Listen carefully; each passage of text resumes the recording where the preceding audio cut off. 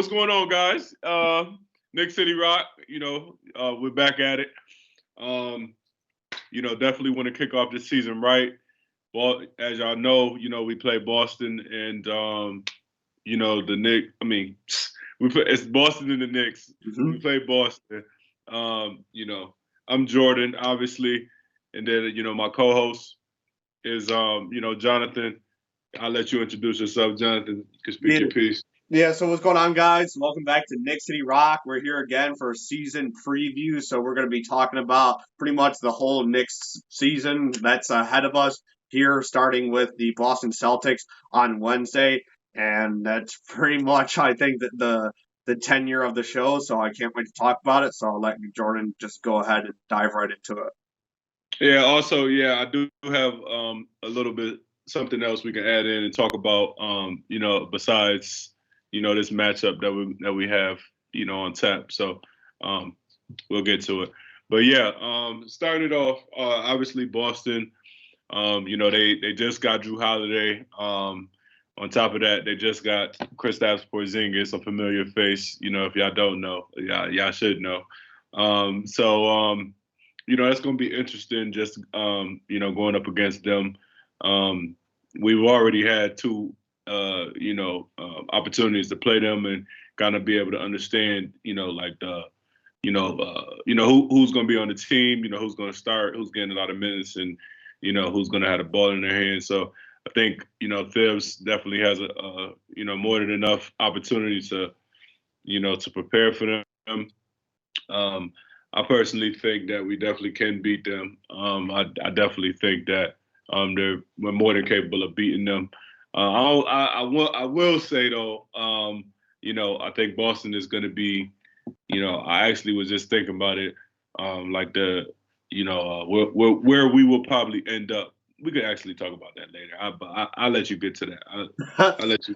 Yeah, so my preview for the game tomorrow against the Celtics, and kind of like what Jordan's saying, the Celtics are a different team now with Kristaps Porzingis being on the team and Drew Holiday. It's going to be an interesting sight to see because Kristaps Porzingis is coming back to Madison Square Garden, so he might have a chip on his shoulder to prove a point to the Knicks, the team that he got drafted to and the team that traded him away. So he might have something to prove, and we'll just have to wait and see. And then the acquirement of Drew Holiday is going to be interesting as well to see what he could do to start the season off against the Knicks. And again, you have Jason Tatum and Jaylen Brown that the Knicks have to tend to. Those guys are a handful and always are a big issue when it comes to 10-2 in games. But I think this is going to be a very close game, very intense game. And I think that the Knicks can win. But again, with the couple of players that I just mentioned with KP, Drew Holiday, and Tatum and Brown. It's not going to be an easy game to win. It's going to be a hard fought battle for the Knicks, and hopefully Jalen Brunson, Julius Randle, and RJ, which are the big three for the Knicks, can kind of get it going and get it done. But overall, I think that the Knicks are going to have a battle for themselves tomorrow. But I think they'll be able to pull it away. So that's my take on that first game coming up tomorrow. So I want to I gotta throw a little something back your way. I was thinking like, how do you feel, Boston will fare, now in the East? Obviously being that, they are our rivals in the East, close rivals, and we're going to be kind of, gunning for the same spots. So with that being said, how do you feel, the moves that Boston has made maybe has, prepared them or, even made them potentially, what's your thoughts? Maybe do you feel like it might have made them worse or better, for this upcoming season, making those moves, for Drew Holiday as well as Porzingis? Mm-hmm. So, yeah, pretty much to answer that question, with the Celtics, I think adding Kristaps Porzingis, he's a good defender. and he's a good offensive player. He's not the best defender in the world, but he can definitely block shots because he's 7 feet tall. So that's a good addition to the Celtics. I think he's going to be able to fit into the scheme that they run, and he's going to be more efficient than the other players that they've seen in the past. I think acquiring him makes the team definitely better. And then adding on to Drew Holiday as well, he does make the team better. He's a valuable asset, a really good role player. You can't go wrong when you have Drew Holiday. So he's only going to enhance the Celtics. I think the biggest thing that they lost is Marcus Smart. Yeah, even though people criticize Marcus Smart heavily for his offensive play, his defense is remarkable and his huge impact. And that was a big key element to the Celtics' success. So I'm not sure if they're going to be able to have that defensive captain and that defensive leader on that team. And I don't know if that's going to be highly missed or what it's going to be, but the Celtics are still going to be one of the teams that are going to be heavily running the East because Tatum and Brown aren't going anywhere and they are going to perform at high levels. Jason Tatum is one of the best players in the league. I think he's top 10 for sure, 100%. So he's not going to have a mediocre year. I think he's going to have a breakthrough year actually this year. So I think the Celtics will be exactly where they were last year in the Eastern Conference Okay. Finals. But if we are talking about the comparison to the Knicks, see where the Knicks fare compared to the Celtics, it's I think that the Knicks can definitely be on the same pace as the Celtics because we do have very good players on this roster that can compete and simultaneously can kind of capture the same performance per se to the Celtics. But again, we really don't have a superstar in Jason Tatum, and so I think we have Brunson, who is kind of getting there, but I don't think he's there yet. So the Celtics definitely should be on track to having an absolutely fantastic year. And I think the Knicks are there, but I think there's a lot of work to do for the Knicks in that department. Indeed, indeed. And, starting off, answering back, just throwing it back to you, I do think, like, Boston, they do have that on paper, I would say they definitely look better. But I definitely also think that Marcus Smart is definitely going to be heavily missed, because not only defensively, he was a good offensive to pretty, solid offensive player. And on top of that, more than anything, like his character, like how he spoke in the locker room, he's a big presence in that, just in that locker room. So that's also something that's going to be missing. And I think is a aspect that, um, it might not show up in the stat sheet, but it is valued, within your team. Um, so I think it has the opportunity to go either way. I feel like because Porzingis, he is injury prone. We can't forget that. There's a potential for that.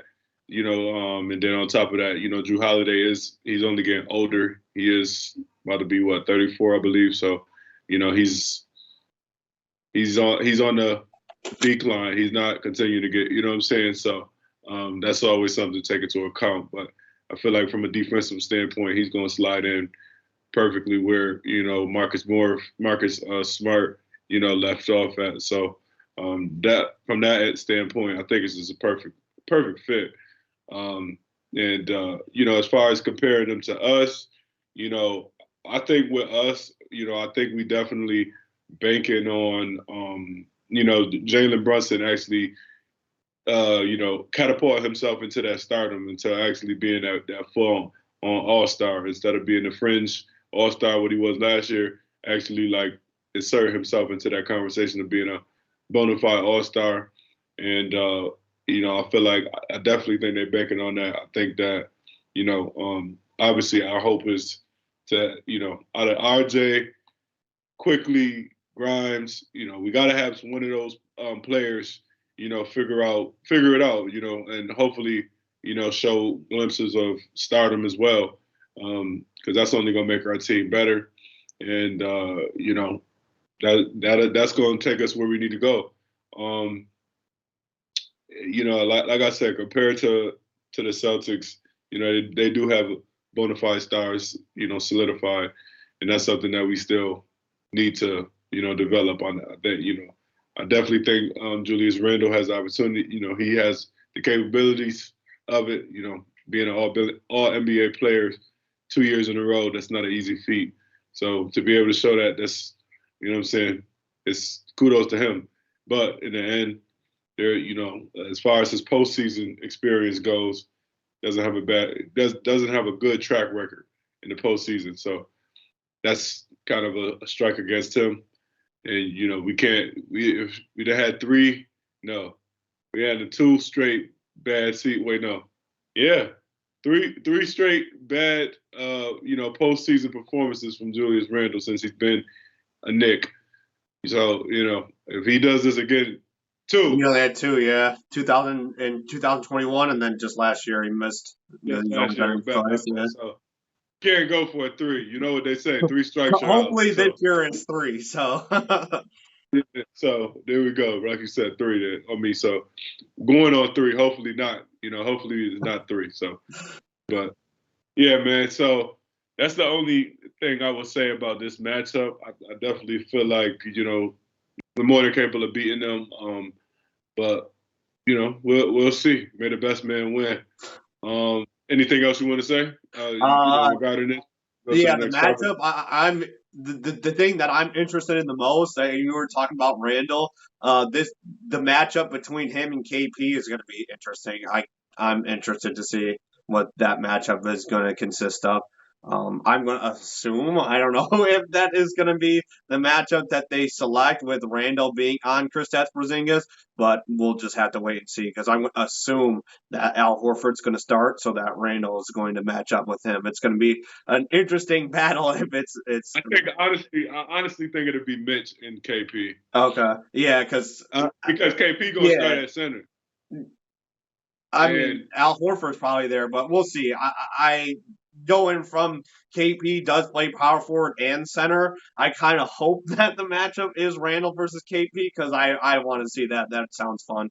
But that's oh pretty yeah, much yeah. the only thing I guess I hope because I don't even know if that's going to be the matchup. So I guess I hope to see that at least a couple times throughout the game. So that would be like the last Who's thing. gonna guard Tatum? That's the question. What you say? I said, who's gonna guard Tatum? I would have to assume it's gonna be RJ. Probably RJ. Yeah. Mm-hmm. I mean, that's our biggest player. I guess we can talk. We can talk about that, but I don't know. As far as who's gonna guard, I would personally put Grimes on Jaylen Brown because I just feel like that's just a better fit. Um, and then who is starting at point guard for them? I believe Derek Oh, I have Williams. I no mean, Derek. idea. It Not might be sure. Derek. It might be It Derek might be White. Derek If Derek White. White start, I, yeah, yeah, I yeah. think it's Derek White. We'll probably go with Brunson there, but Derek White's a pretty good offensive player, Mhm. so that might be that's a tough thing about Boston. So we'll Yeah, I see. mean But Jalen Brunson's a liability on defense, but it is what it is. I think he'll be able to get his way if he's going up against Derek White. so yeah, I guess my question to you now, my next question to you regarding the Knicks, on the Knicks side is like, I guess what do you feel, needs to go right for us in order for, us to be able to, do better than what we did last year, or at least replicate at least get 47 wins or higher.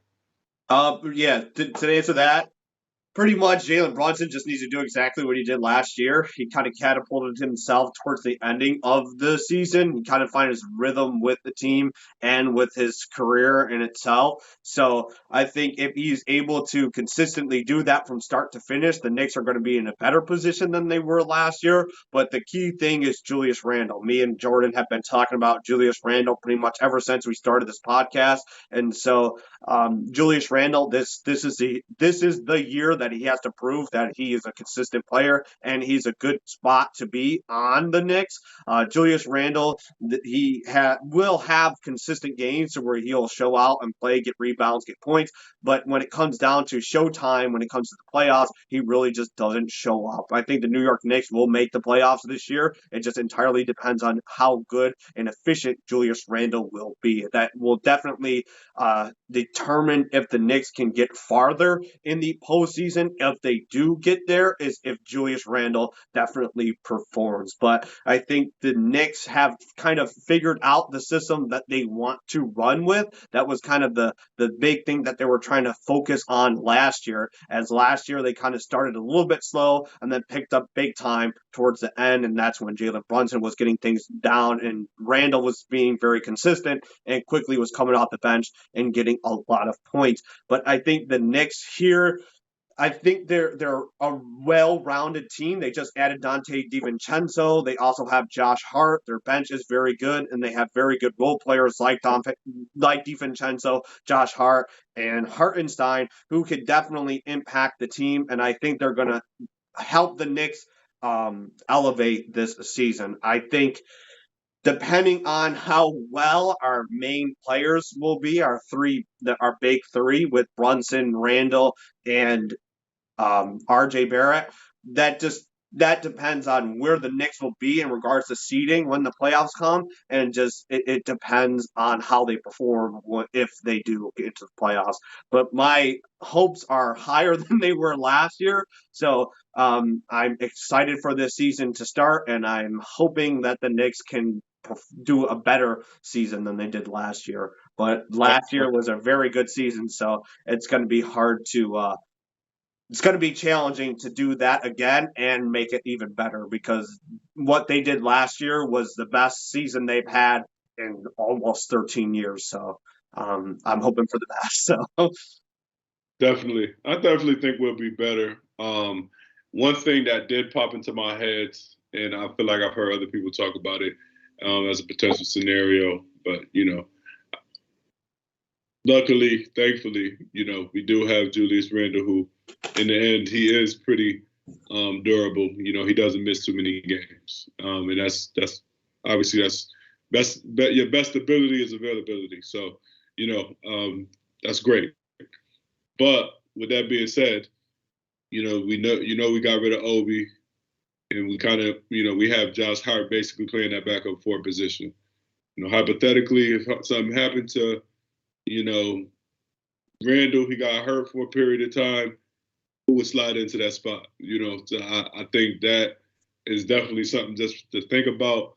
And I think, it could be detrimental to our season, or just, at least in that specific span of time that we don't have Randall, if we, if he does get hurt or things like that, because that would leave us vulnerable.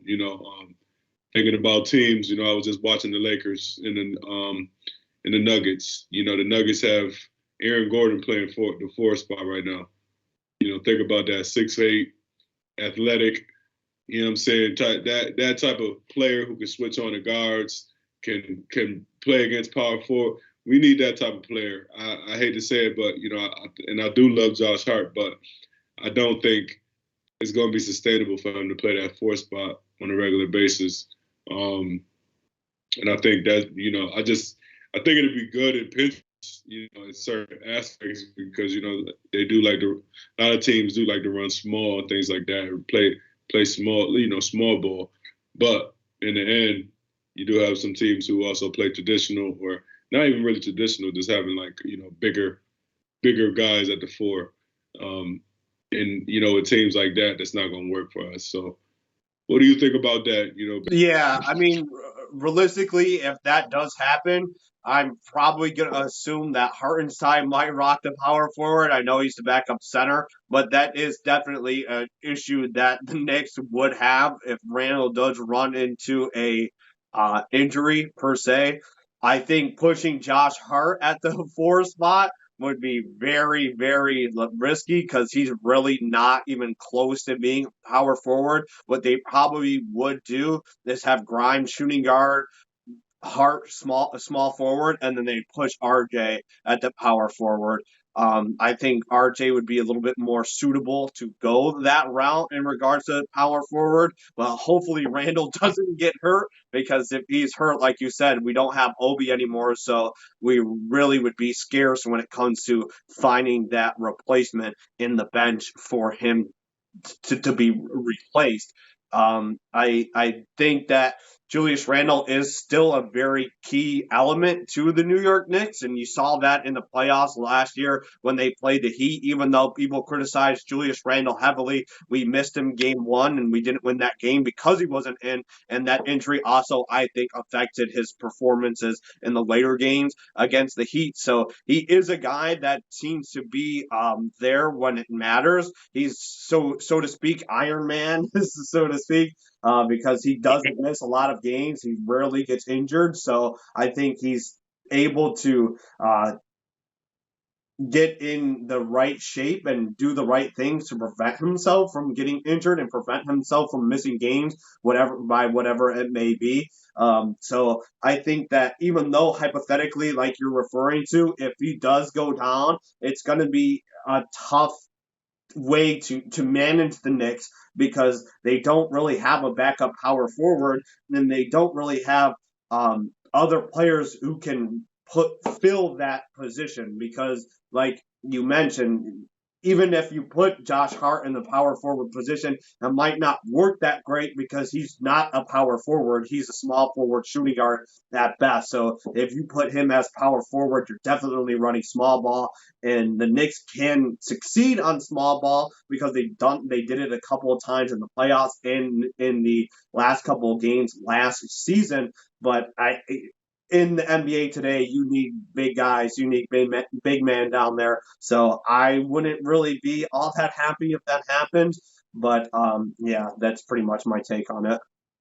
Yeah, yeah. I just and I'm surprised. I'm glad that you said brought up Hartenstein, but I forgot because I know that's something that Thibs does like to run with like Jericho Sims, and he'll put Jericho Sims at the four because he's more agile, and then he'll put and then they have Hartenstein play the center.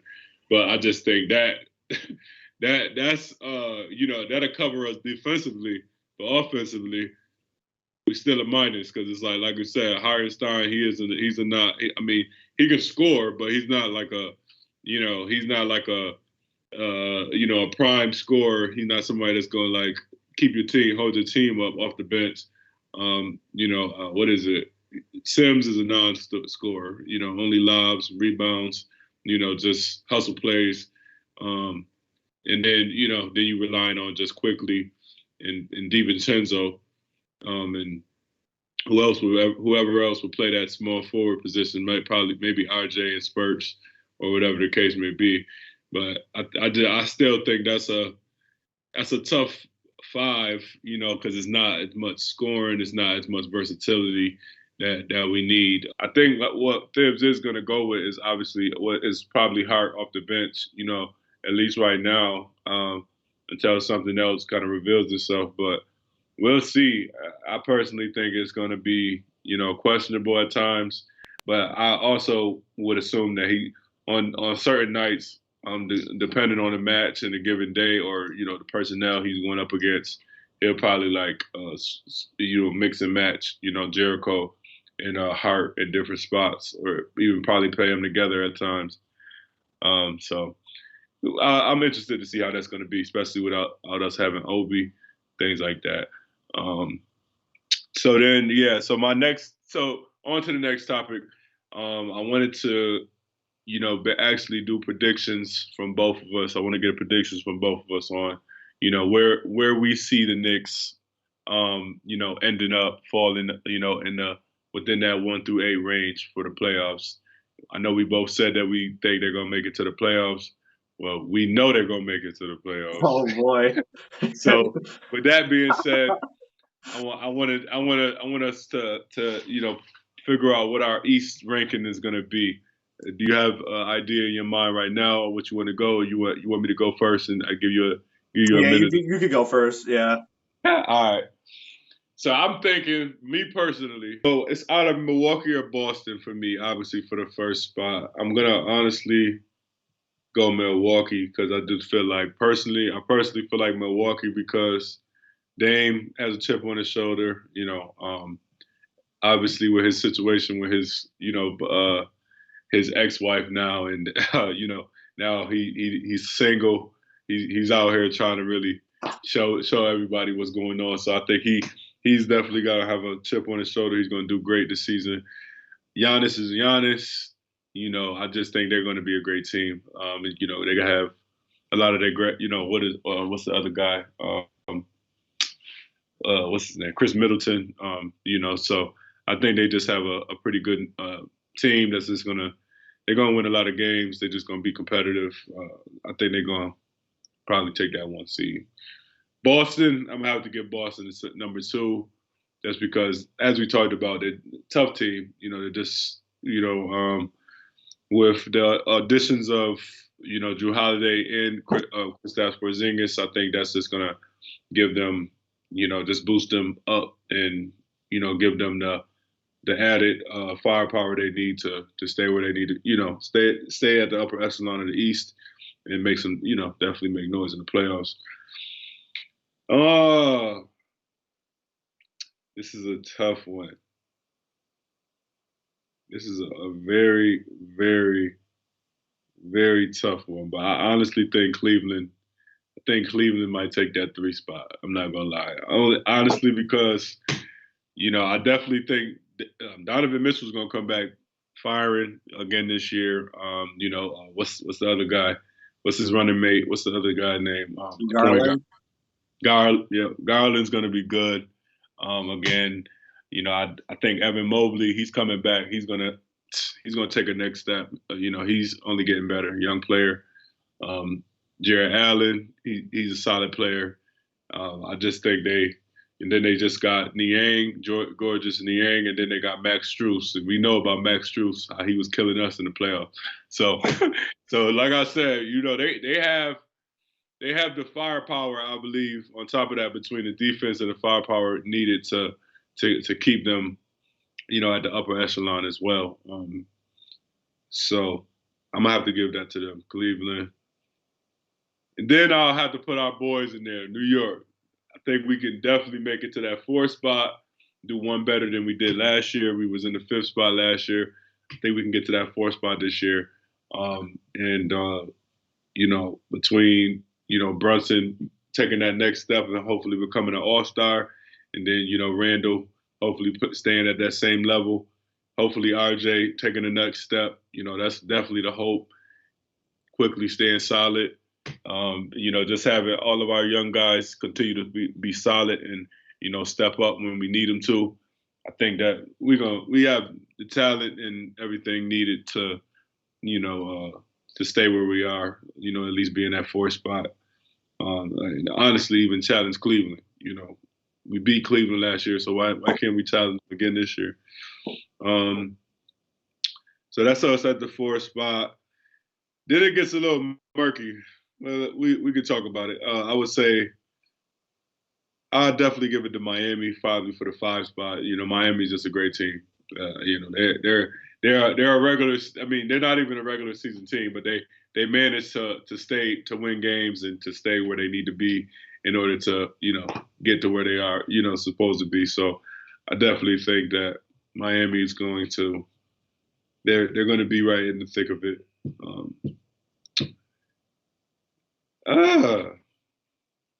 It's tough.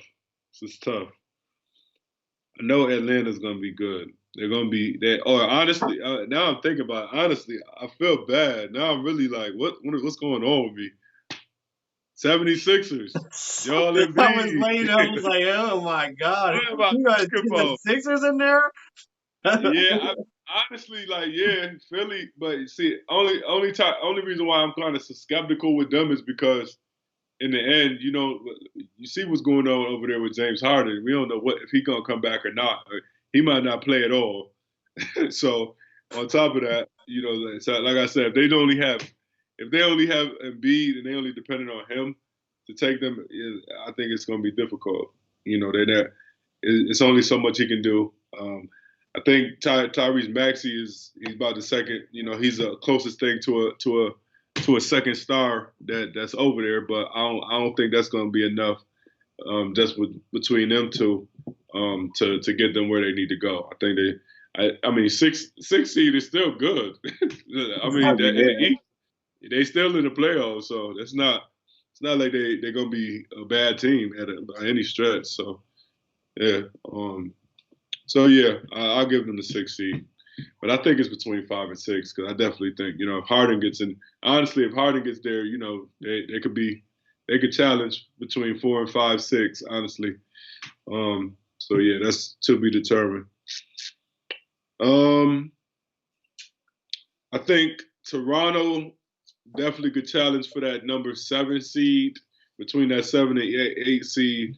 I definitely think Toronto could challenge for it because Scotty Barnes is only getting better over there, and they just continue to have good. They got a good team. They got good players, good young players, and I think they're gonna be a tough team.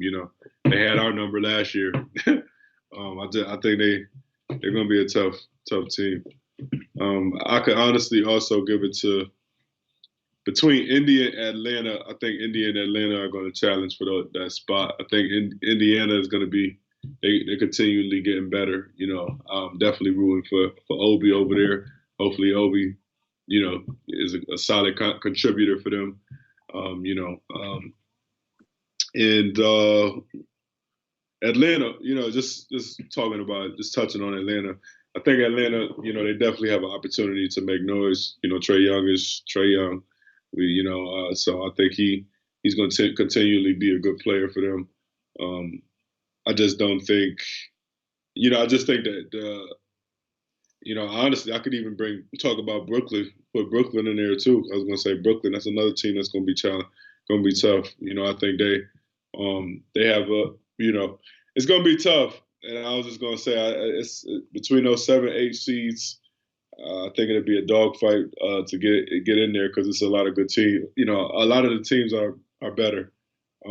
So yeah, I think that's about it for me. What you thinking? All right, so my ranking, I'll just start off with one right here. It's kind of going to copy your first two. Milwaukee won first seed. I don't think that they're going to not be the first seed. Damian Lillard and Giannis, that is just a recipe for the first seed, and they might win the NBA Finals. So I think that's trouble to be to happen in the NBA. I think Damian Lillard is a fantastic player and he's trying to prove himself. He's been waiting to get on that team that is kind of a team that can contend. He's contend from the Blazers.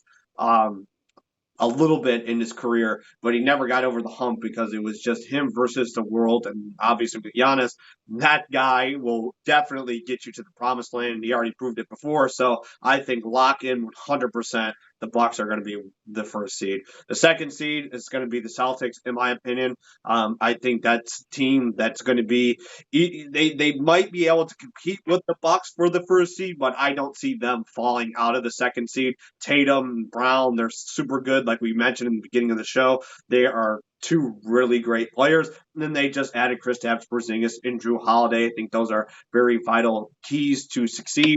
And so I don't see them going out of the second spot. Now, when we move to the third spot, this kind of gets a little bit complicated. For me, last year, it was the Philadelphia 76ers. And even though I really do want to give it to the Philadelphia 76ers, like Jordan said, with just Embiid, who knows if James Harden is going to play. But I think Embiid's really, really good. And I still think that the Sixers are going to be able to be one of those top tier teams in the NBA. And Embiid just completely dominates when he's on the court. So if he's healthy, I think that team's still going to be very efficient. So I'm going to still give the 76ers third seed because I really do think Embiid is that guy and he will be able to sustain and keep Yeah, the Sixers up there. I mean, if you really look at it, Giannis took the Knicks, not the Knicks. He took the Bucks to first seed last year, and it was kind of really only him. And it's kind of, these star players can do this. And Embiid was the MVP last year, so I don't see the Sixers really falling below 4. So I think they might not get 3, but they definitely aren't falling out of 4. At 4, I think this is where it kind of gets a little bit tricky. I know you picked the Cleveland Cavaliers to be number 3, and I think they are a good team and they're on the uprising. But I'm going to put the Knicks at 4. I think that the Knicks, this probably should be the year to where they prove the NBA that they are a very good team and they have stars like Jalen Brunson and Julius Randle. And if RJ can show out, they 100% should be the 4th seed. They showed that they're a better team performance wise against the Cleveland Cavaliers. And so I think what will happen this year is the Knicks will get the 4th spot, and then coming to the 5th spot, the Cleveland Cavaliers will be number 5. I think Donovan Mitchell is an amazing player, and he's just going to be in the running, and he's going to make a run with the Cavs. And then you have Garland and you have all the players that Jordan mentioned on the Cavs, and they're going to be right back into it. I'm not sure if they're going to be able to move out of the first round because their postseason last year wasn't really promising, as the Knicks pretty much controlled almost every single game besides game 2. So I think the Knicks are a better team, and I think they're going to be able to get the 4th spot. But again, I'm really hoping that the Knicks can just get into the playoffs. They're a team that is 100% capable of getting the playoffs, but for me, my expectations are in check because they have disappointed me year after year. But I do think the Knicks will be 4 and the Cavs will be 5. So going down to the 6th spot, I think the 6th spot, this is a little bit challenging. There's a lot of teams that can fit in this category between 6, 7, and 8. So I'm going to probably say that there's a bunch of teams that can fill this spot. But I'm just gonna go on a limb and put Miami at 6. I don't really think Miami got any better. I think they got worse when the offseason started. You still have Jimmy Butler and Bam Adebayo, and this is a team that can definitely perform. And their coach is very good, and they're gonna be in the playoffs. But I just don't know how good they are going to be in the regular season. Remember, And I just remember, my fault. Let's remember they didn't have Tyler Hero when they beat us. Yeah, I know. Yeah. You're right. You're right about that. It Hey, depends on how healthy they are too. I think the Heat are a capable team to get into the playoffs, but I don't think that they're going to be able to get that high seed that people think that they might be oh, getting. I think they're going to be more so towards what they were last year. But the Heat kick it into overdrive when the playoffs start. So I think if you play them in the playoffs, that's going to be a tough team to go up against. And that's the one thing I hate about the Heat. I don't mean to cut you off, but that's the main thing I hate about the Heat is the fact that it doesn't matter. It doesn't matter if they get the 1 seed or the 6 seed. right. They're a tough team regardless. It don't matter who they go up against. They challenging you. So Hmm. I just Yeah. think that's Yeah. So they one of those teams that's like, they go through the motions, but when it's time to really they show up. yeah. So I Yeah. think that he definitely get that spot. And then now we're talking about the play-in category. So I'm just going to give a couple of teams that I think will be in the running for the play-in, because 7 and 8 Right. and then 9 and 10 will be the play-in category. I think I agree with you. I think Atlanta is going to be able to be in that conversation. I think Indiana is also going to be in that conversation. You also have Chicago, I think, is going to be in that conversation if Zach LaVine is healthy and performing at a high level.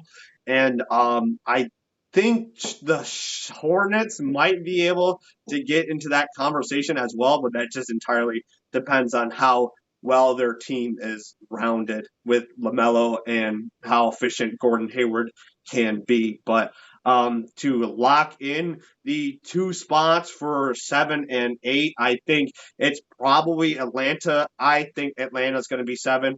Trae Young is really good, and they lost a couple of players, but I think Trae Young is a very dominant point guard that can bring his team to the playoffs like he did last year. I just don't think that he can sustain going further than the first round. And then the eighth spot, I do think that Indiana is a good team. Realistically, that's probably the team that's going to be the eighth spot. I think it's between Atlanta and Indiana, between who's going to get 7 and 8, because I think Halliburton and Obi's there's a lot of key players that are on Indiana that can perform, but it's going to be a tough year for them because I don't know if they have the players outside of Halliburton to really get them where they need to go. And so I would say the last two seeds, I'm going to just put Atlanta at 7 and Indiana at 8, but I wouldn't be surprised if Chicago gets that 8 spot either.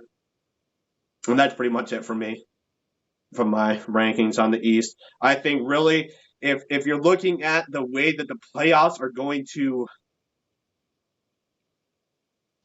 go about, right?